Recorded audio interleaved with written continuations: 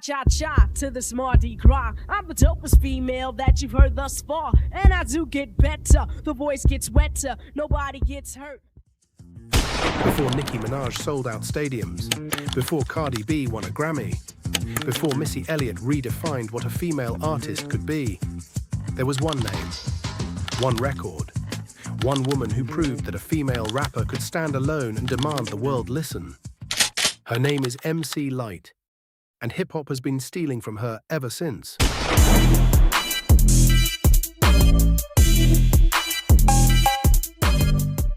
There is a particular kind of erasure that happens to women in music. It is not always violent, it is not always intentional, but it is systematic. MC Lyte is not a footnote, she is the first chapter. In 1988, she became the first solo female rapper in history to release a full-length album. Not a duo, not a collective. One woman, one microphone, one record that the entire industry would go on to borrow from, without ever giving her the credit she was owed. In a few minutes, I am going to show you the exact mechanism the industry used to take everything she built, and the paper trail she left that proves it. Drugs so powerful it will empty the money from your pockets, make you sell the watch off your wrist, the clothes off your back. Or kill your mother. Lana Michelle Mora was born in Brooklyn, New York in 1970. Her stepbrothers were Milk D and Giz, the production duo Audio 2. The recording studio was not a distant dream, it was the living room. She was 15 years old when she recorded her debut single. I Cram to Understand You, released in 1986, was not a love song. It was a lyrical document about a boyfriend destroyed by crack cocaine, written in the middle of an epidemic, by a teenager from Brooklyn who refused to look away. The delivery was not tentative, it was not searching for approval. MC Lyte stepped to the microphone at 15 and spoke like someone who had already decided the room was not big enough for the story she needed to tell. 2 years later, in 1988, she released Lyte as a rock, and the blueprint was written. What MC Lyte did between 1988 and 1993 is not a story of slow building. It is a story of dominance. Paper thin. I'm not having it. 10% diss. Each record constructing what would become the foundational architecture of female hip-hop storytelling. Uncompromising honesty, emotional intelligence wrapped in hard delivery, a refusal to perform vulnerability for an audience that expected women to be soft. In 1993, Roughneck became the first rap single by a female artist to be certified gold. I need a roughneck, I need a dude with an attitude, only need his fingers with his food. The first time the Recording Industry Association of America stamped a gold certification on a female rapper's solo record, the name on that record was MC Lyte. She performed at Carnegie Hall. She received the first hip-hop humanitarian award ever given. She was becoming too big to ignore, and that is exactly when the industry made its move.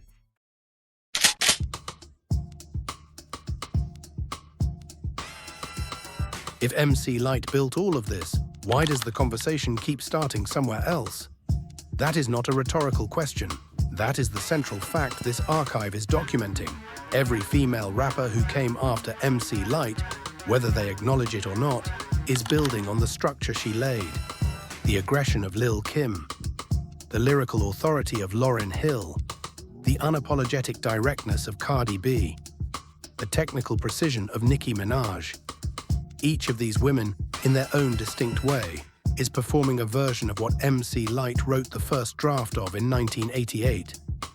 But acknowledgement is rare, because hip-hop, a culture that has always been more comfortable celebrating its kings than accounting for its queens, made a decision somewhere between 1993 and 2003. A decision the industry has been maintaining ever since. The decision was this: MC Lyte's contributions were more valuable as raw material than as credited architecture. She was not pushed out, she was simply left unmentioned. Consider the math. When the definitive lists of the greatest MCs were compiled, the women present were peripheral. When the documentaries were produced, the timeline skipped. from Salt and Pepper to Queen Latifah to Missy Elliott to Lil Kim, as if the years between 1986 and 1993 belonged to someone else. They did not. They belonged to MC Lyte. The erasure did not happen all at once. It happened the way most erasures do, gradually through omission. A list that does not include her name. A documentary that moves past her contribution in 30 seconds. A generation of fans who discovered female rap through the artists who came after and were never given a reason to look back further. The industry is extraordinarily effective at managing historical memory. It does not need to destroy a legacy. It only needs to stop mentioning it. She was not erased because she failed. She was erased because what she built was too useful to credit. The evidence is in the records themselves. Cardi B's declaration of financial independence, the raw, unfiltered documentation of a woman's worth, is a direct descendant of Paper Thin, a song written in 1988 about a man whose words meant nothing, delivered by a 17-year-old who had already decided that honesty was more powerful than performance. Nicki Minaj's technical architecture, the multi-layered flow, the character work, the ability to shift registers mid-bar, did not emerge from nothing. It emerged from a tradition that MC Lyte formalized before Minaj was old enough to hold a microphone. Missy Elliott, one of the few artists who has consistently honored the lineage, understood something the industry preferred to obscure. You cannot build a future without acknowledging the foundation. In the debates about who is the greatest female rapper of all time, MC Lyte's name appears less frequently than the evidence demands. Not because she is absent from hip-hop history, because hip-hop history, as it is commonly told, has decided she is optional. She is not optional. She is the origin. I rock the party that rocks the body. You rock the party that rocks the body. I rock the party that... What MC Lyte did after the spotlight moved is perhaps the most revealing part of the story. She did not disappear. She did not grow bitter. She became an architect of a different kind. She founded the Hip Hop Sisters Foundation, an organization dedicated to supporting women through the power of hip-hop culture.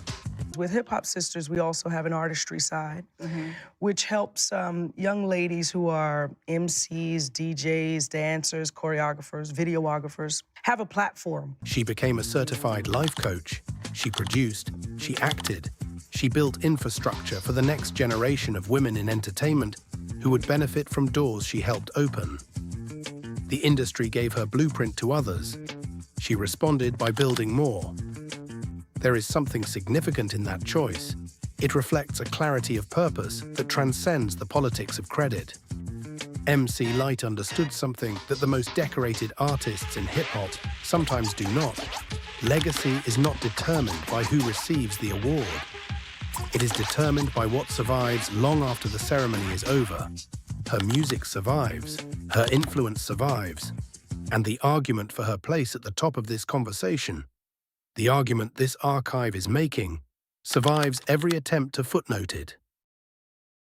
In 1988, a 17-year-old from Brooklyn recorded an album that had never been made before. She did it with precision, with authority, with a lyrical intelligence that the entire industry would go on to monetize. In the voices of the artists, it chose to celebrate instead.